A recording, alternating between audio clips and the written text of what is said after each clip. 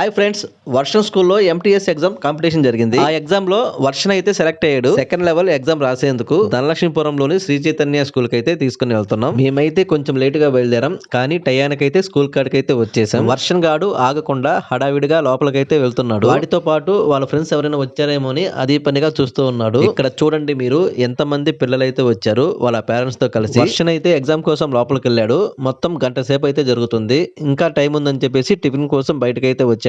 లక్ష్మి వచ్చి గుడ్డు దోశ అడిగింది. మామూలుగా గుడ్డు దోశని ఎర్రకారంతో చేస్తారు, వీళ్ళైతే అల్లం చట్నీతో చేశారు. లక్ష్మితో పాటు నేను కూడా ఒకటి వేయించుకున్నాను. ఈ గుడ్డు దోశ అయితే చాలా బాగుంది, నాకైతే చాలా బాగా నచ్చింది.